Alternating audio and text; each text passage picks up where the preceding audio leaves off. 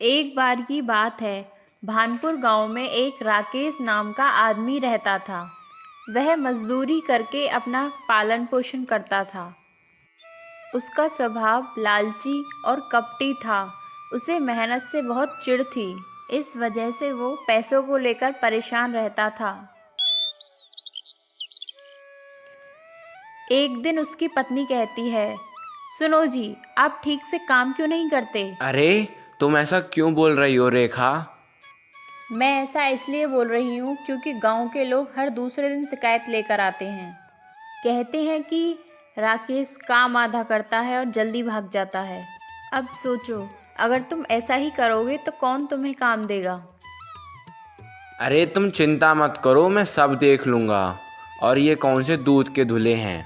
पूरा दिन गधे की तरह काम कराते हैं और जब पैसे मांगो तो महीने महीने भर चक्कर लगवाते हैं। सुनो जी, मेहनत और काम में ही इज्जत है।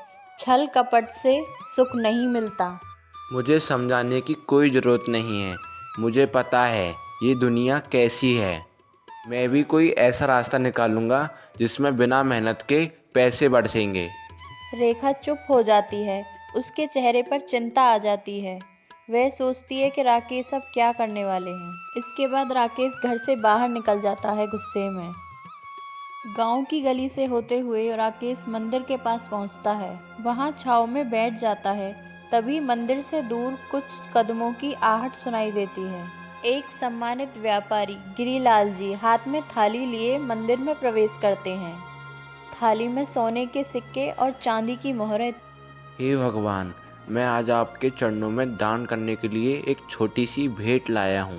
कृपया कर इसे स्वीकार करें और अपना आशीर्वाद हमेशा बनाए रखें। इसके बाद गिरीलाल सोने के सिक्के और चांदी की मोहरें दान पात्र में डाल देते हैं। राकेश ये सब दूर से देख रहा होता है। दान पात्र में झनझनाते सिक्कों की आवाज उसके कानों में जैसे कोई जादू घोल देती है। उसकी आंखों में चमक और मन में लालच जाग उठता है। अरे वाह, इतना सारा धन!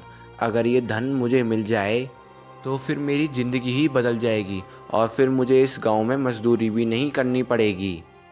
न रेखा की बातें सुननी पड़ेंगी, न गांव वालों की फटकार। बस अब एक मौका मिल जाए।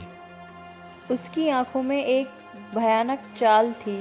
वह मंदिर की ओर बार बार देखने लगता है। थोड़ी देर बाद व्यापारी प्रार्थना कर वहां से चला जाता है। व्यापारी के जाते ही राकेश धीरे धीरे मंदिर के अंदर आता है। लगता है कोई नहीं है। अब यही सही मौका है। वह धीरे धीरे दान पात्र के पास आता है और सभी चांदी और सोने के सिक्के अपनी पोटली में रख लेता है। भगवान, बुरा मत मानना। ये बस थोड़े दिनों के लिए ही ले जा रहा हूँ। बस ज़िंदगी सुधारनी है, फिर लौटा दूंगा। वे सारे सिक्के को एक पोटली में रखता है और चारों ओर नज़र दौड़ाता है। इसके बाद राकेश तेज कदमों से घर में प्रवेश करता है। उसके हाथ में वही पोटली थी। अरे, आज इतनी जल्दी लौट आए? कहीं काम नहीं मिला क्या? और ये तुम्हारे हाथ में पोटली कैसी है? अरे रेखा, आज तो किस्मत ही खुल गई। ये देखो इसमें क्या है। वह पोटली खोलता है। अंदर सोने के सिक्के और चमचमाती मोहरें चमक रही थीं। रेखा आश्चर्यचकित हो जाती है। ये क्या है? तुम्हें इतने सारे सिक्के और मोहरें कहाँ से मिली? अरे पूछो मत रेखा, अब हमारी गरीबी खत्म। अब हमें इस गांव में मजदूरी नहीं करनी पड़ेगी। हम किसी बड़े शहर में जाकर ऐश की ज़िंदगी जिएंगे। और ये धन कहाँ से लाए हो? कहीं किसी की चोरी तो नहीं की? अरे नहीं नहीं, चोरी नहीं की। बस ये समझो कि भगवान ने मुझे खुद दिया है। नहीं नहीं, तुम झूठ बोल रहे हो। तुमने जरूर ये कहीं से चुराया है। और तुम्हें पता है ना, चोरी करना कितना बड़ा पाप है। ज़्यादा दिमाग मत चलाओ रेखा। बस जितना कहता हूँ उतना ही करो। चलो मेरे साथ। अरे, यहाँ नहीं रहेंगे तो कहाँ जाएंगे हम? जहाँ भी जाएंगे इस गांव से तो अच्छा ही होगा। चलो, अब मेरे साथ चुपचाप चलो। रेखा मजबूरी में हाँ में सिर हिलाती है और उसके साथ चल देती है।